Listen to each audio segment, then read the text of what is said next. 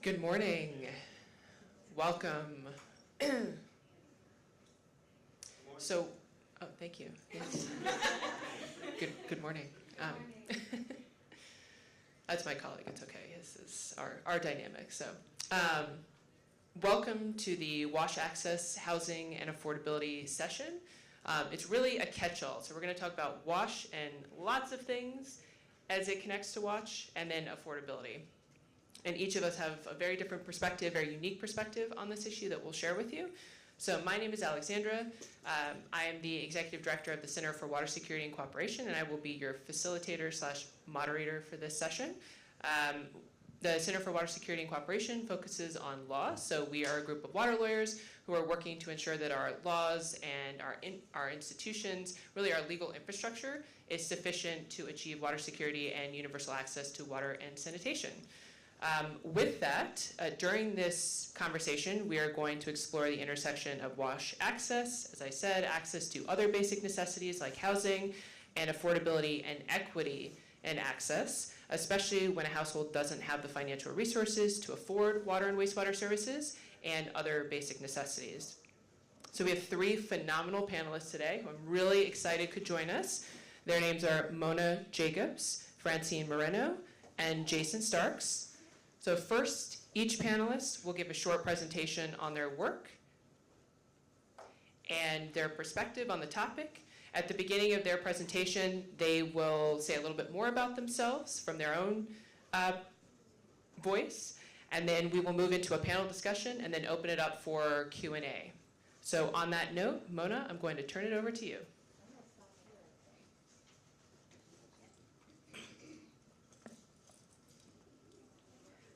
Good morning, everyone. I suffer from social anxiety, so if I'm nervous up here, it'll go away real quickly. So I want to start off with the saying in my language: "Protehi itasita, itanota, zanitautauta." Protect our ocean, our land, and our people. Hafide, hello. Inaanhu si Mona Mangloña Jacobs. My name is Mona Mangloña Jacobs. I am a daughter of the Mariana Islands, one of the 5 U.S. territories, specifically from the island of Luta, 13 miles long, 3 miles wide, lived there most of my life. I'm also the co-founder and co-CEO, along with Demetrius Musin up here, of our firm, MPOWERD Solutions. We provide organizational capacity building to federally funded community-based organizations and government agencies, as well as support to women of color small businesses. I'm excited to be here. I did a lot of work around water and housing equity in the state of Texas specifically, but I got the beautiful opportunity by Alexandra and Luke to talk a bit more about my home, about the Marianas, as it's oftentimes the America that America forgets about. So Islas Marianas, there are 15 islands, including Guam, in the Marianas Archipelago. If you see, the main 4 islands are Guahan, as some of you may know as Guam, Luta, which is referred to as Rota, and Tinian and Saipan. Guam is its own governmental body, while all the northern islands from Luta to Yuracas are considered the Commonwealth of the Northern Mariana Islands. So 2 very different relationships with the United States. What's really important about this is that altogether there are over 220,000 residents of the Mariana Islands, all who cannot vote for their U.S. president or vice president, all who have a non-voting member of Congress. So our voices are not heard. We are disenfranchised peoples of the Marianas. Our people can join the military, our people can be drafted. However, we cannot vote for the powers that control and create the laws of our land. So I want to start with that and let that kind of sink in with you as we start to talk about some of the barriers, the issues, and the solutions that are oftentimes not even within our control. So the untold history. I hope I can share these slides because I'm not going to go through the entire timeline, but some key pivotal points in time that I want to just, again, let sit with you all. In October 1943, this is when the U.S. military during World War II wanted to invade the Mariana Islands because Japanese occupation existed in the Mariana Islands at this time. We are southeast of Japan. So strategically, we were a good area geographically for the US to come in and occupy the Mariana Islands. In 1944, our islands were invaded. Our native indigenous Chamorro people fled to caves, hid in the jungles, were completely unaware of what was happening, probably saw missiles and tanks and ships for the very first time in history. In 1944, the US captured Guam, Saipan, Tinian, and Luta. And we look at 1945, which is, some of you may remember from our history lessons, Little Man and Fat Boy, the two, Little Boy and Fat Man, really weird names, but they were the two atomic bombs that bombed Hiroshima and Nagasaki. They were launched from the island of Tinian. So that's kind of the political strategy of the Mariana Islands and really what we've been deemed for all this time throughout history. And even today, in January 2023, just last year, the Department of Defense, Office of Local Defense and Community Cooperation decided to invest $15 million to build an airstrip for additional naval and US military occupation in the islands, even though we don't have clean water, we don't have affordable food, but we have $15 million to invest in an airstrip for our military. The nature of territory, which is important, this quote itself, is being and becoming. So what the territory is now and what it can become. However, we need to talk more about the consequences and the effects of being a territory and understanding that the Marianas is more than a territory. We are not owned. We are not occupied. The land is ours and it has always been the land of the native and indigenous folks. So the consequences and the effects. I was just sharing earlier, I can spend like 3 to 5 business days talking about all the issues in the Marianas. Maybe more than that. So I'm gonna kind of not skim through this because that's an injustice to my peoples, but I think we all in here understand. Military buildup on the island of Guam, industrialization, environmental degradation. The EPA just announced that there's forever chemicals and PFAS in our waters. In the island of Saipan, 80% of water is undrinkable, and when you take a shower, you're showering in salt water. Gas is like $5.40 on a good day. People make $7.25. I'm kind of speeding through because I only have so much time. These are some headlines over the past year. US tests hypersonic missile in Pacific as it aims to keep up with China and Russia. The US goes into our northern islands, as you remember from the map. Indigenous folks are not allowed to go to our northern islands. A lot of us go our whole lives without visiting the northern islands. But the US military, I have a brother in the military, so I'm not anti-military completely. But they go and they launch missiles and kill our fish and destroy the coral reef, which impacts our entire way of life. Unpaid utility bills go up to $53.58 million a year. Folks are not able to pay. So I'll end with this. We are the deepest point. The Marianas Trench protects and surrounds our islands. And in terms of some solutions, we want to call upon our leaders, be more aware of the federal support that's happening, community solutions, and trusting in traditional ecological ways of life as a science, because it is. I have my QR code here if you'd like to contact me and talk more about this. There's a lot more I can share, and there's a lot more work we can do here together. Thank you.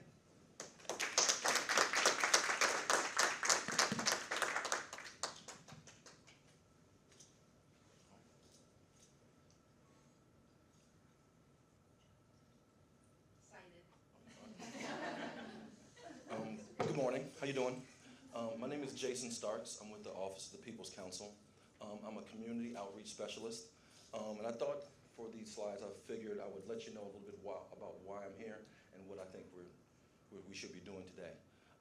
Like I told you, my name is Jason Starks with the Office of the People's Counsel, and I had to clear this with our boss to say exactly what I should say. But our mission is to educate, advocate, and protect the ratepayers of the District of Columbia and ensure that our residents have access to safe, reliable, and affordable water services. As you all know, DC has its own set of problems when it comes to water services. We have continual flooding, seasonal flooding, and we also have rising water costs and an astronomical cost of living issue. Anybody's a young person living in DC, you know what it costs. The second reason I'm here is I kind of have a love of data. And when I say kind of, I'm kind of exaggerating. I create Excel spreadsheets for fantasy football for fun. It's a whole other thing you don't want to know. But I do believe in data, and I do believe that data is the science of truth, and it's the language of truth and science. I could tell you all day, run numbers by you all day long about when things goes up, when things go up, and when things go down. But this is a chart of the cost of living adjustments for the last 50 years on the left. This is the cost of utilities on the top line, and the rising price of food and all other just other household expenditures. This line is trending down, that line is trending up. That's a simple story. This is what people, this is how much people are coming in who are on fixed incomes. This is what their bills look like. We could kick data around all day long. One's trending down, one's trending up. There's a breaking point, and that's what we have to start doing. Taking the data and adding a narrative that fits what we're trying to get accomplished. And lastly, everyone doesn't have to have a deep philosophical reason to be behind water rights and water justice. I love being the person on the beach pretending I'm not looking at my Outlook emails. I'm from Maryland, we love blue crabs, and if anyone wants to get anything done environmentally, tell Marylanders that their blue crabs are threatened. It will get fixed, I promise. But sometimes maybe I do kind of see myself as a deep philosophical reason. I had this, if anybody knows what Captain Planet is back in the days, I kind of made that from one of our presentations, but it's just a reminder that we all, if anybody's old enough to remember Captain Planet, there were a bunch of young people who decided that we had to come together to protect the planet, and that's really what we're doing. And that's really that's what I wanted to get to in my last slide. This is one of the most profound pictures I remember seeing when I was looking up things to present. This is how our Earth works, whether we want to admit it or not. The way that our Earth interacts with the water in our water systems is the way that we breathe. That's why I love that it's in this lung lung formation. If we don't protect this interaction, we suffocate. That's it. There is no plan B, there is no end game. We must look at protecting our water systems, the way it's delivered, the way it's administered, our access to it. It has to be a team sport, and it's our lifeblood. Without it, we literally suffocate. And we have to start looking at it that way, and I think if we all look at it as a team sport, then we can win, because we're up against a lot and we're running out of time. So I'm sure we'll get into it, but I think that's why we're here. I think that's what we need to focus on.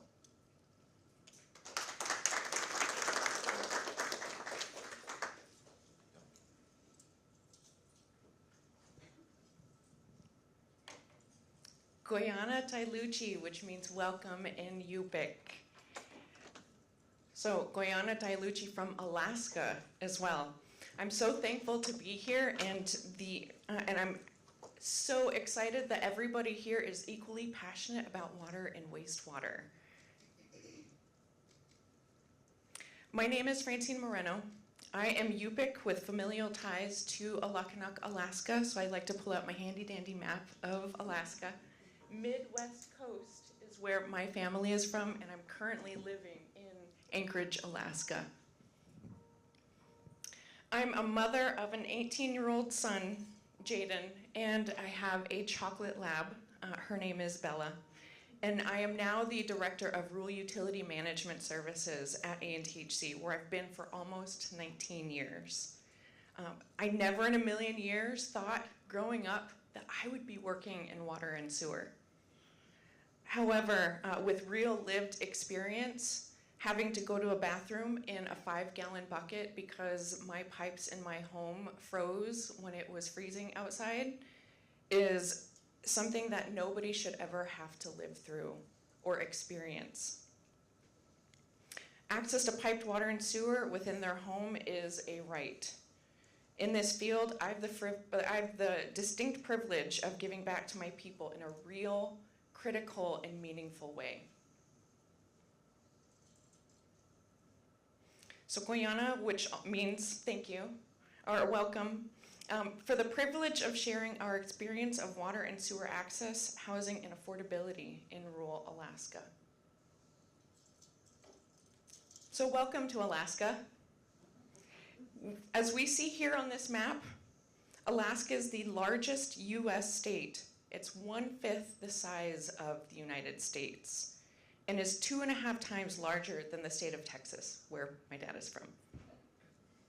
This map on the right, on the bottom right, with the dot shows our rural communities' healthcare referral patterns, where they have to travel from small communities to hubs to then Anchorage to receive healthcare.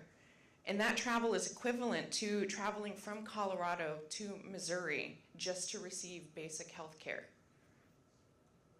This pattern makes for long travel days. You're away from friends and family and the comfort of your home. And you have to sacrifice this in order to receive health care at the Alaska Native Medical Center. So some might ask, why is ANTHC, a healthcare organization in the business of constructing and providing water and sanitation services in rural Alaska communities? The answer is simple.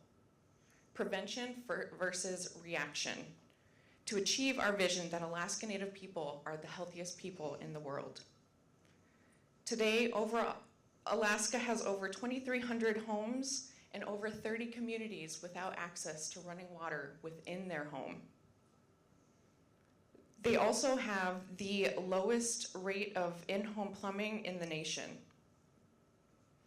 Through studies in communities with and without water in their home, infants experience 5 times the hospitalization than babies in the rest of the United States. Thinking about this, 1 in every 3 babies is hospitalized due to pneumonia and low respiratory infections.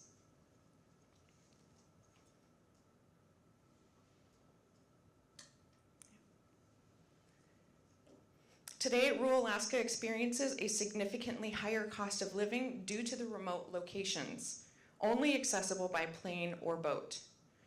Transportation costs are high due to the cost of fuel. In Anchorage, our grocery prices are shown at the top, but in rural communities, grocery prices are listed in the middle. Would you pay $37.99 for a 40-pack of bottled water? This is our reality in our rural communities. Or would you pay $7.16 for a gallon of fuel, and in some cases, up to $17 in the cost of fuel per gallon? Some might see these prices and wonder, why do we live there? The why is these are our homelands, where we have used and occupied these lands since time immemorial. We subsist for our foods, we embrace our culture and traditions through our ways of living, and in many ways, we keep Alaska's economy intact. As you can imagine, the high cost of living translates over to high cost of constructing infrastructure. Materials shipped from the US to Anchorage to then fly out to a hub and then flown to the community or are barged to a community, which is only available in the summer season.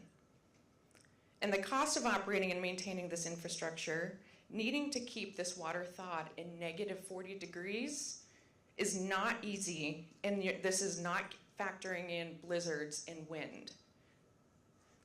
This cost is extremely expensive. Water and sewer sustainability is like a 3-legged chair. You must have trained and knowledgeable operators. You must generate enough payments from customers to then pay for all the water and sewer expenses. This is a real challenge due to the lack of economies of scale in our rural communities. There are some of our communities, there are 300 to 500 people and 30 to 80 homes and high operational costs.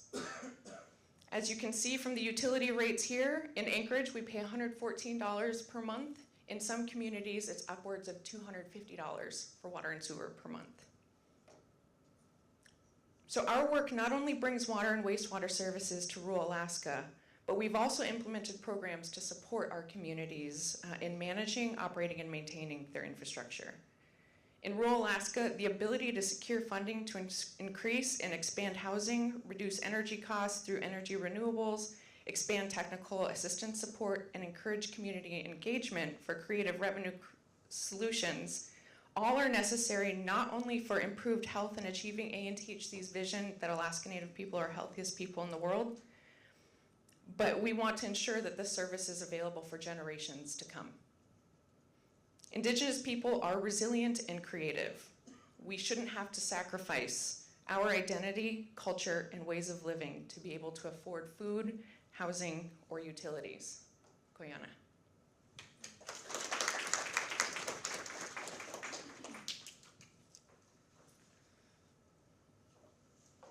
So as you've seen, there's a number of diverse perspectives here, and that intersection between WASH and everything else that we depend on, right? Even the political situation in different countries, and our relationship, our governance structure, our representation, and our governance bodies, right? This all connects to whether or not we have water and sanitation, because voices matter. And that's, I think, one of the biggest takeaways you can have from this panel is that voices matter. And we all have different perspectives, but we need to be listening to each other and learning from each other in order to work towards a better solution. And so I will talk very quickly about WASH access law and how we define the concept of access and how we build a strong WASH law infrastructure. So why, at the end of the day, does law matter, right? We feel really disconnected from law. I mean, it's really hard to understand, it's really technical, it's really long, frankly, it's just really annoying. And that's coming from a lawyer, right? I feel this way. I have to read this stuff. And so it's frustrating. But at the end of the day, our laws represents the rules, the rights, the protections that we have. And we are failing our communities because our laws are not creating the right rules, rights, and protections to ensure we have access to water and sanitation. And so that's why we focus on it. That is why our organization focuses on the law. That is why I'm a lawyer, and it's why I'm specifically a water lawyer. So one of the things that we did as we've worked on these issues is define this concept of access, which seems really wonky, but frankly, we're not working from the same set of concepts and principles. And so, of course, this is our perspective, but it helped us to identify, okay, this is how we think of access, right? And this is just access to water. So sufficient source water, right? You have to have a river to have drinking water. You have infrastructure to deliver that service to your home. Right? We shouldn't have to walk 3 to 5 miles to get to water, which does happen in the United States. And you need to have good quality drinking water services. If the drinking water that comes to your tap isn't safe to drink, then that's not drinking water. So that's the physical access component. Economic access is if you're low income and can't afford your centralized water and wastewater services or decentralized water and wastewater services, we should make sure you have them. So economic access is you shouldn't be denied because you can't afford it. So when we set this out and we put equity at the top, making sure everyone has it is guiding this mentality. Every decision we make in terms of how we think about access has to be in the vein or through the lens of equity. So starting with that, we launched something called the American Water Access Survey. Again, really wonky, but I promise it's a good tool and solution.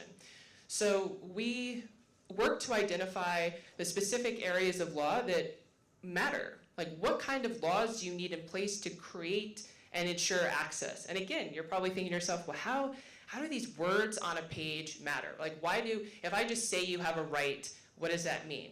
It's a good question. It's a starting place. So a lot of what I'm talking about is this is the foundation. These rules set the tone for what people have to do and what people don't have to do. So we look at whether or not the law allows for water shutoffs. And this is focused exclusively, or what I'm talking about today is focused exclusively on the economic access piece, not on the physical access. So does the law allow for a water shutoff? Yes or no? Does it have any kind of discussion or thought to, hey, is there a difference between someone who just chooses not to pay and someone who literally cannot pay their bill? That's what the law should be reflecting. It should have that nuance, right? So we look at that. And we have kind of a yellow, orange, green measurement system to say, okay, this is good, this is not good. Then we have to look at it in practice. So what's actually happening on the ground, right? Laws have to be acted on. Everything has to be acted on, but law has to be acted on. So when you look at it in practice, we're looking at, okay, are water shutoffs actually being executed? Are late fees being assessed? How big are those late fees? Are there reconnection and disconnection fees? Does it make sense? Are you charging, is it just being, is it the cost of actually getting out to shut the water off, or is it a penalty? Is it a punishment for them having to go out and cut your services off? So we did this study in 6 cities, about 2 years ago. The red is bad. Probably obvious, but the red is bad, right? So when you look at this, and I'll make a distinction between 2 things. So one, you'll see a lot of not stated. So our law just doesn't even bother to say anything about this. It just doesn't say anything. It doesn't say whether or not a disconnection fee should be allowed. It doesn't say whether or not there should be a limit on the disconnection fee that's charged. So what's happened as a result is you have disconnection fees, reconnection fees, interest fees, late fees, all kinds of fees being assessed against low-income households because they can't pay for their water and wastewater services. And then on top of that, you have water shutoffs that are allowed.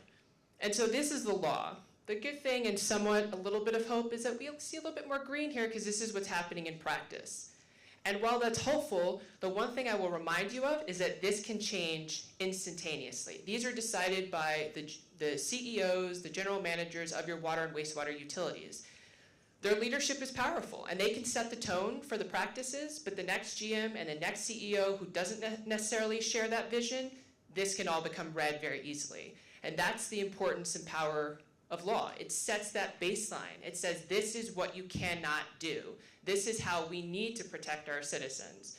And so while I see hope in this, I see that the people who are providing these services want to do better, and they're not necessarily taking their instructions from the law, and they're not abusing the discretion that they have. This could change in an instant.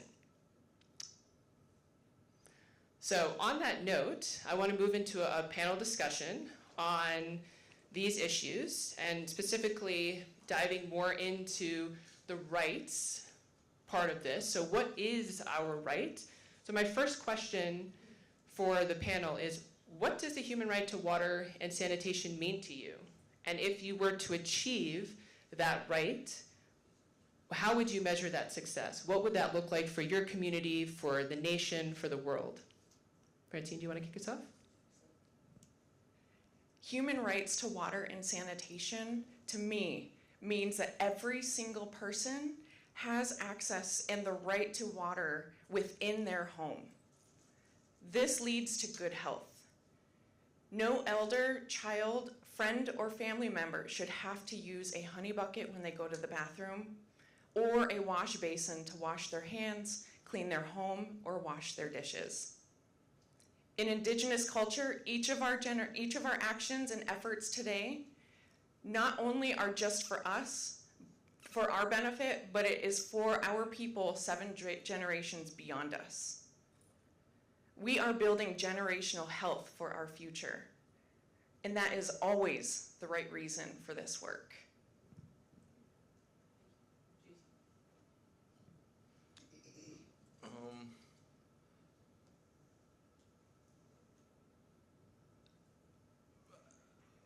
In our community, we have a saying that says, when America gets the cold, we get the flu.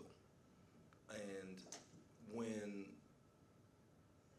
resources get scarce, when there starts to be issues around how we disperse these things, it's usually the underserved communities, the rural communities of the world, that seem to have the most problems gaining access.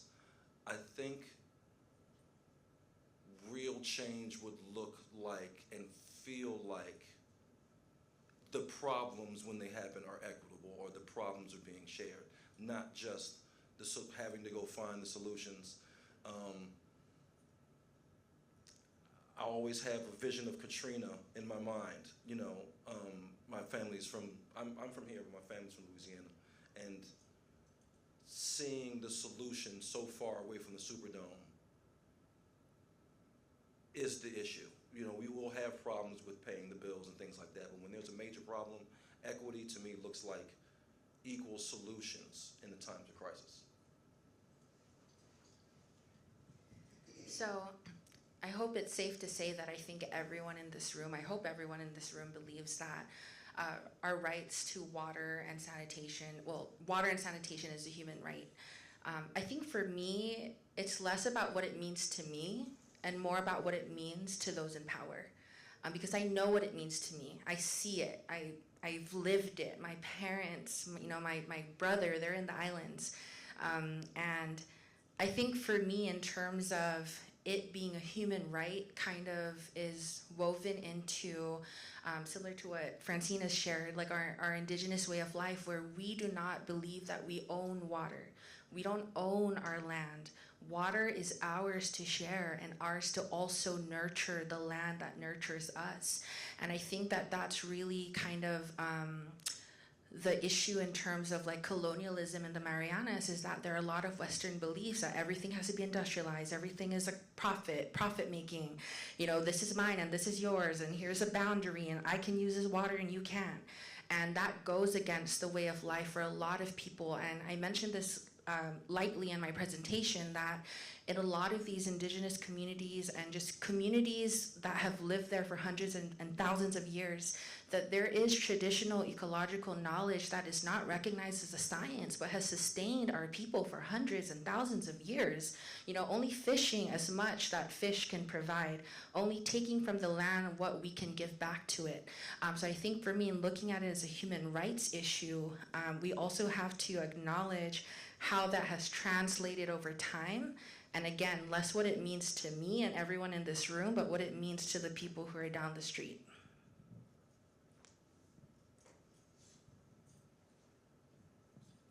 Yeah, I love that idea. The fact that it's almost like holding our elected officials accountable, that they need to understand what it means to you in order to understand what it means for them. Or they probably also have their own ideas as well, but that there needs to be that listening, that back and forth. I always like to ask myself, like, what if the strength of countries was measured by the number of people who did not have access to water and sanitation? I wonder if that would change our perspective, if we were ranked by that, right? Because it's always about rankings. So I ask that question, what if we were ranked? We would look real bad, especially if it was against the economic wealth that countries have, right? If you factored that in and you rank countries, it would not go well. And I don't say that lightly. I say that as a wake-up call to the US, that we really do need to think about that. I wanted to dive a bit more into underserved communities, but particularly how do the gaps in access to water and sanitation and housing and food and other basic needs, how is that disproportionately impacting BIPOC communities and indigenous communities? Water gap access in Alaska disproportionately impacts our Alaska Native population, as their location and homes are located off of the road system, only accessible by road and by boat and plane. My friends and family live on or close to their traditional homelands, where our families have lived, hunted, and gathered since time immemorial. As mentioned earlier, in Alaska, 1 of every 3 babies in a community without access to water and sanitation within their home leads to hospitalization from a respiratory illness. This means a medevac from their rural community to then a hub to then Anchorage, which means traveling again hundreds of miles without family or support. And the cost of that medevac is anywhere between $50,000 and $100,000 just for the medevac. This all could be minimized if all homes in Alaska had access to water and sewer.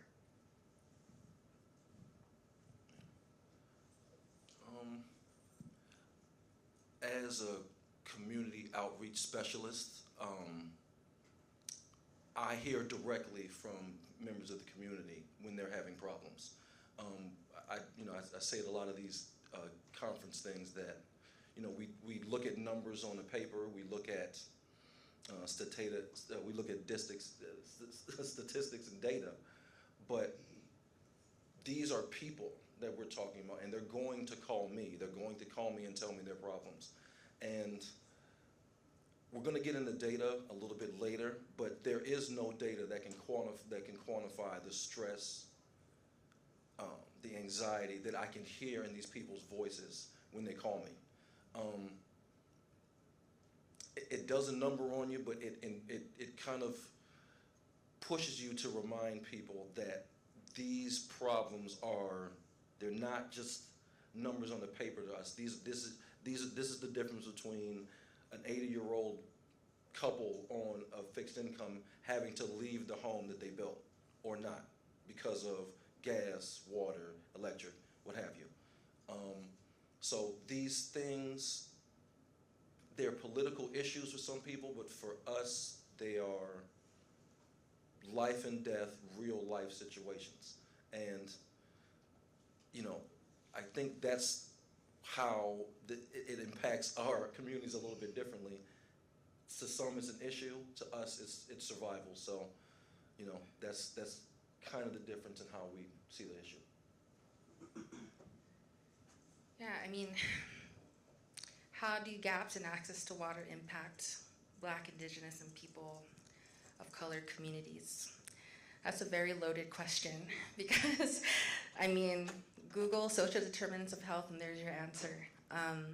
But I think, to your point, I've been in the field of data. It's what I've done mostly through my work. And my favorite types of data that everyone kind of forgets about is stories. I believe stories are data. It's qualitative data, but it's deeper than that.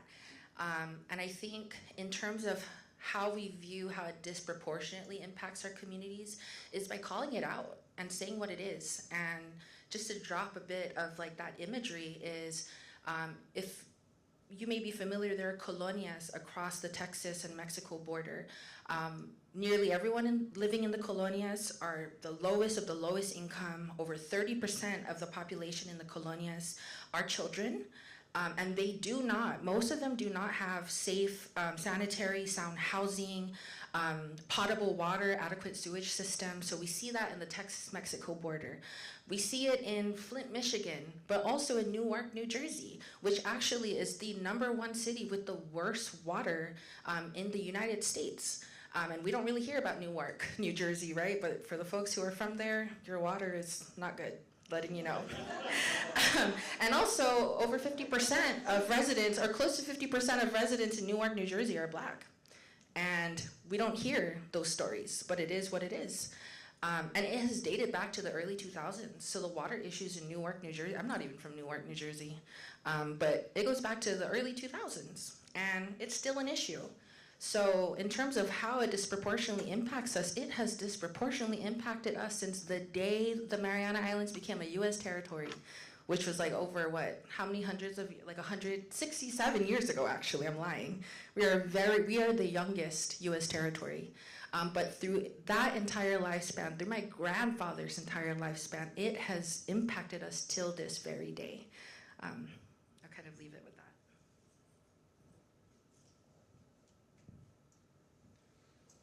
So it seems like a good time to move to data, right? And stories are data. I think I'll just say from my perspective, when I think about stories and data, I think about visibility. To me, data is about visibility, especially I talk a lot about legal data. Again, seems really wonky, but when you don't have the visibility on the fact that you don't have a right or you do have a right, it's either that people don't know they have a right that they can exercise, or they don't know that they don't have a right and should be demanding it from their government. And so when I think about data and stories, is that we can tell that story. We can, it's visible, right? It makes a problem visible to people who didn't know that it existed. And so from your perspectives, what kind of data, and I'm gonna ask several questions. It's gonna be a compound question, which is one of my favorites. But to give you some space to think about it, we talk a lot about data and its importance, but we also talk about how that's holding us back. That when we say we need more data, that's often an excuse for people to say, oh, well, then we need more data before we act. And so how is data a good thing? How is the lack of data holding us back? But how is also the need for data potentially holding us back? Francine, I'll start with you again. Data is how we can effectively tell the story of all of our needs. It's also how we can determine cost estimates of those needs and health improvement impacts and see the benefits of investments that are made. Not having accurate data or sufficient data minimizes the need or can be viewed as there not being an issue or a concern. But we all know that that's not the truth. As the United States, some do not realize that there are people living in conditions similar to the third world. Growing up, I experienced firsthand having to go to a bathroom in a 5-gallon bucket. My personal experience is not gathered anywhere to share this real challenge that too often goes unspoken. In rural Alaska, 31 communities are currently using a honey bucket to go to the bathroom, and this is not right. And this is the importance of collecting that data to tell the story, to then secure funding, to then reduce and improve health in rural communities.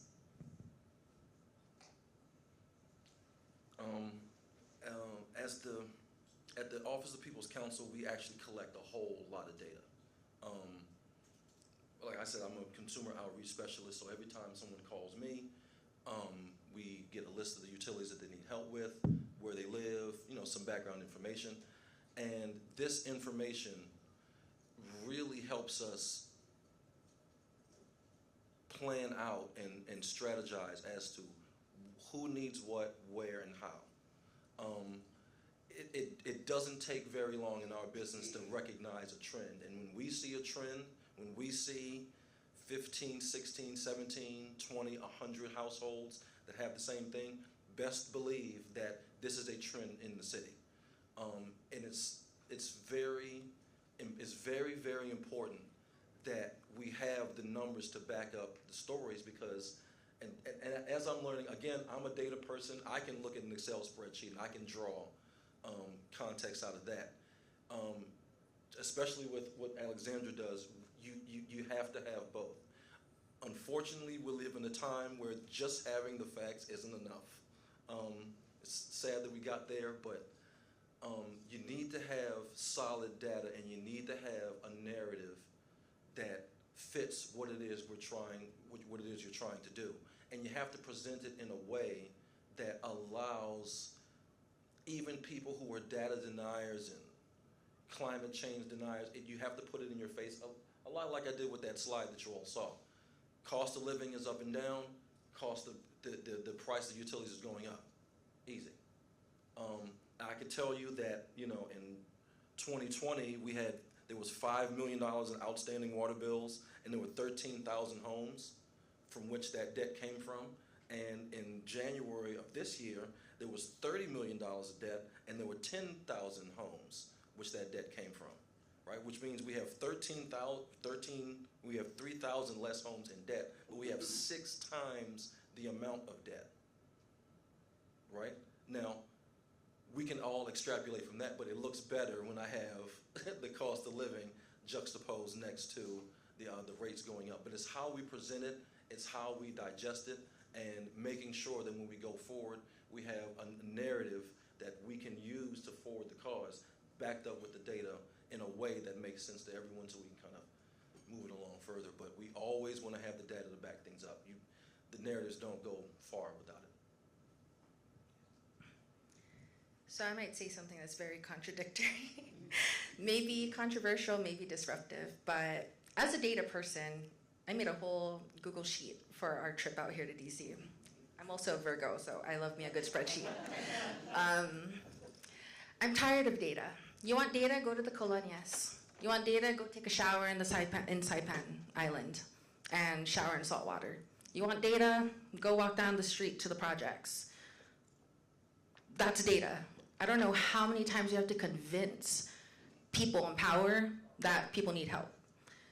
You want data? Go when LIHEAP opens, January 2025, and you'll see a line wrap around all these nonprofit organizations for people trying to get their utility bills paid. You want data? Go to a Head Start building. Demi and I, we were just at a Head Start facility last week that smelled like mold and mildew the minute you walk in. That's your data. So for me, we can collect all the data we want, but it's who receives this data and how they interpret it. And to be frank, no one's interpreting this data the way they want to because these systems are intentional. And I really just want to call that out. You know, we can be here and talk about all the issues and all the problems, but these systems were built the way they were built. And it's about dismantling these systems. And the thing that really just pisses me off about it is that the onus is placed on the communities that are impacted by it. You know, why am I here with the mic talking about how lack of safe and affordable housing is impacting my community? I know why it's impacting my community. But will the folks who are responsible for that say that they are? No, they won't. You know, we see a geopolitical crisis happening in our world right now. We're living through genocides. We're living through mass incarceration. We're living through substandard housing. This is the reality. And the folks in power, whether it's at the county level, the city level, the federal level, they are aware. And I'm sorry if there are any federal folks in this room, but it's the truth. I don't know if there are any EPA folks in this room, but I just interviewed with the Mariana Islands Nature Alliance last week, and they've been denied 5 years consecutively for community funding when we're competing with Region 9 that includes California and New Mexico. How in the world is the Mariana Islands application ever going to be approved when we're applying against California? It's intentional, it's deliberate, and it will not stop unless we call it out blatantly and be disruptive about it. And mic drop right there.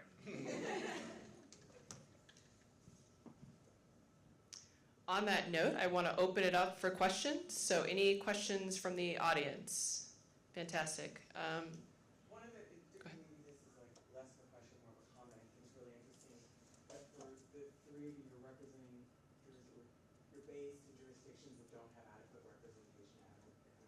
You're not fully represented at federal level in a whole lot of ways.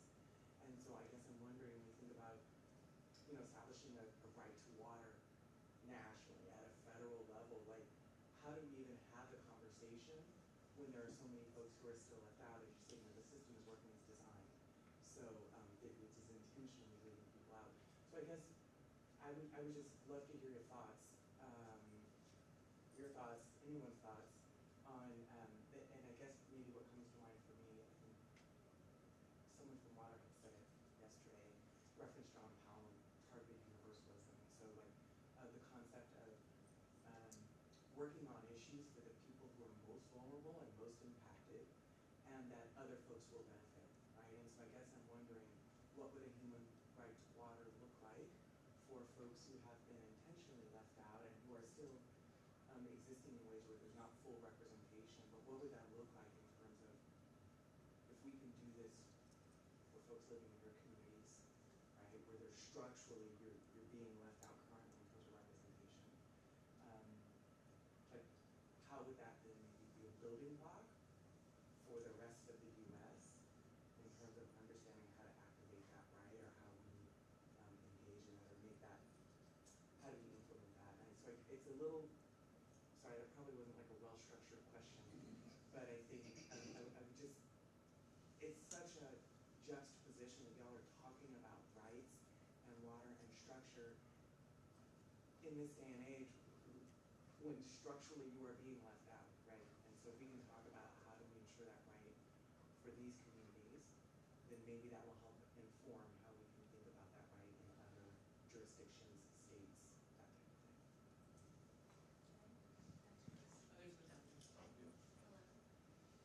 It should be on. Hello, okay.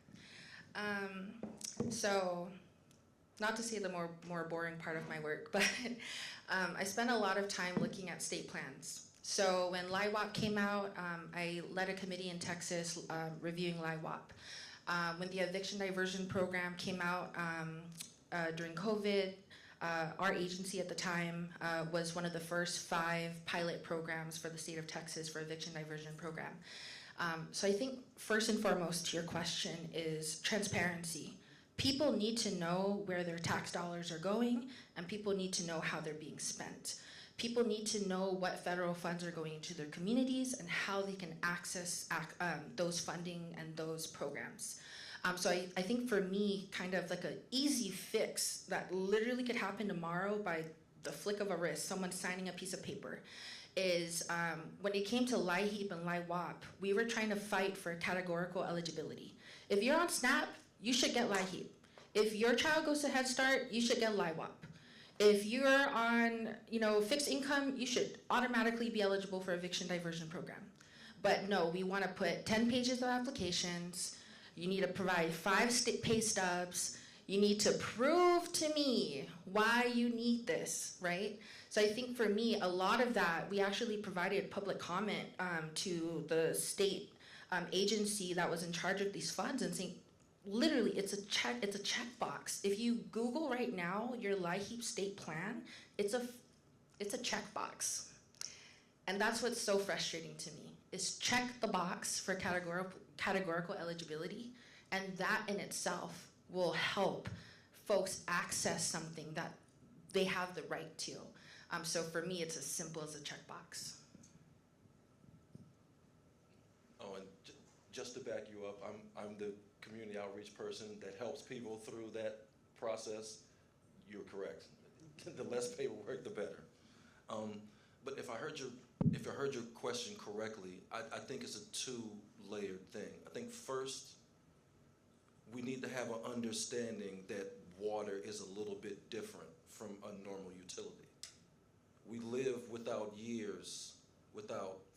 thousands of years without electricity and natural gas in our homes. We've always needed water to survive, and I think we need first to understand that as a basic right. But secondly, my agencies here in DC, we need funding. we need LIWAP, we need federal funding guaranteed, because if the system we know is structurally not supportive, then it needs structural support. And that's really what's going to counter it. We can change sentiment all day. These people are going to call and say, I can't afford it, not I don't feel good about it. So those two things, I think a paradigm shift in our minds, and then, of course, the funding, because this is still America. When thinking about what it would look like for all of our communities or every single person in America having access to water, I think about improved health. Obvious. All of us woke up this morning and took a shower and drank water, had coffee. This is something that some folks in the United States and in 31 communities in Alaska do not have access to. And that, for me, is not right. And I know for each of us working in the water world, that is also not right for you. However, I have to share something that was mentioned during one of the testimonies I had provided in Alaska. A state of Alaska legislator had said it in a way that I want to share with you. If the folks that had the funding and the ability to change our access to water and sewer did not have access to water and sewer in their work, in their buildings, and in their homes where their family couldn't access water and sewer, I guarantee in 30 days we would have this solved. And that is so true. Anytime that anybody has lived without access to water and sewer, you know that challenge. And so if our legislators and government and everybody who has access to this funding and can provide the funding had to experience this, we would solve this.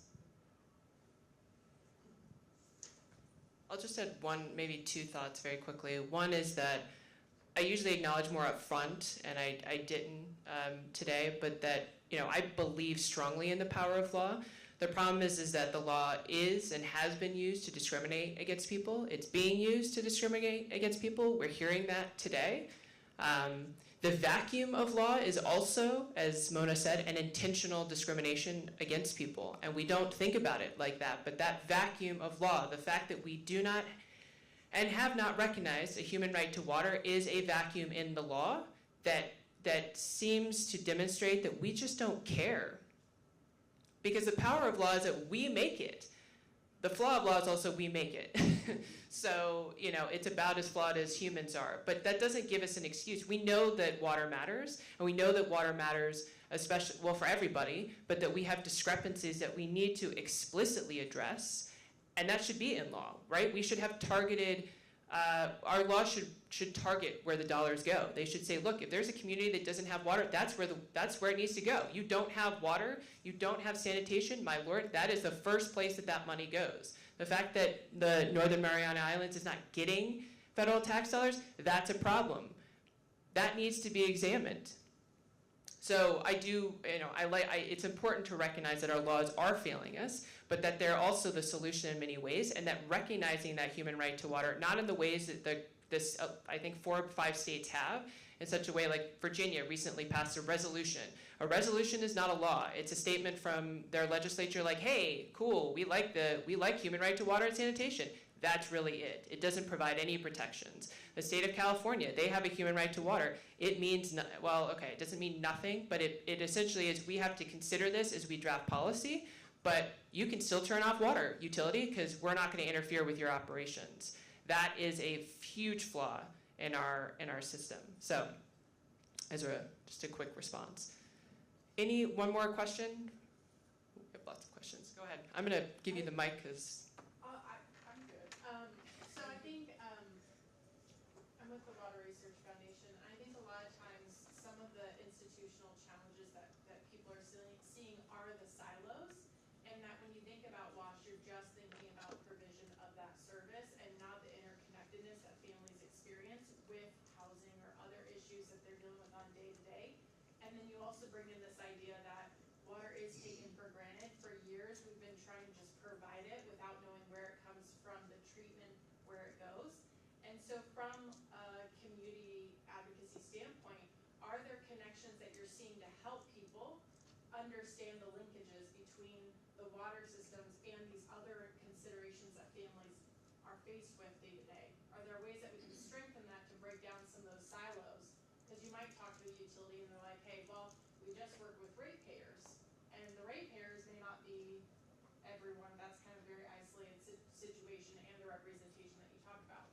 So just any thoughts on your work and your experience that kind of has helped break down some of those silos in governments or institutions?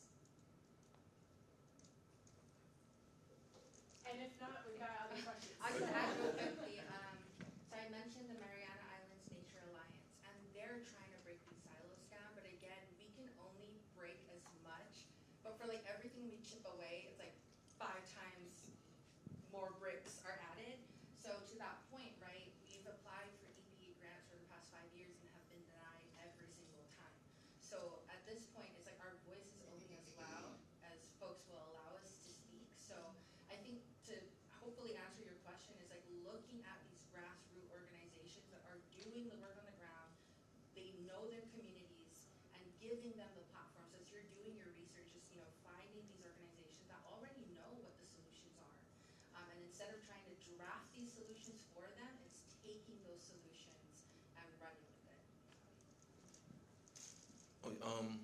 So DC Water, I work in the Water Services Division of Office of People's Counsel, and they recently invited us on a tour of the Blue Plains treatment facility, and it allowed us to at least see the scope of what they're dealing with. We hear, issues with DC Water and how much it costs, but we got a chance to go see what it costs and see what these billions of dollars are going to. And it does help us explain why these things are going up, but it doesn't help us get the bill paid, if not to oversimplify it. But I think at least having a bigger scope of the problem helps for everyone, regardless of if you're a bill payer or if you're the top dog at the utility company. Everyone seeing the bigger picture helps all the time, but the bigger picture doesn't necessarily pay our bills. So that's kind of the tightrope that we walk, but I think everyone being more knowledgeable about it definitely does help all parts of the parties involved. In Alaska, I get the privilege of working in small communities that I can see the interconnectedness between everything that is happening in our rural communities. And so without power, you can't have water and sewer unless you have a generator.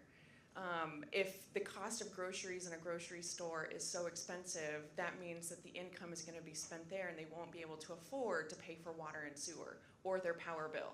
And so thinking about everything that is happening in a small community, it's really hard to tell here in DC the impacts of power to water and sewer. But guess what? In the water plant, those pumps are generated, they're operating off of power. In our rural communities, when a power system goes out, and sometimes they go out for a week at a time, that means that we are at risk in negative 50 degrees to not have access to water and sewer for the remaining of the winter until springtime when pipes can thaw. And so for us, it's a real lived experience in that everything is interconnected, and we have to support and break down those barriers and work with each other in order to see success in our rural communities. So it's all tied together, and it's really important to realize that relationship and to work with other entities to provide holistic support in living conditions of our rural communities. All right, we have reached the end of our session. I'm so sorry. If there are other questions, I put the contact information back up here. So please feel free to reach out to any and all of us. And please join me in thanking our panelists.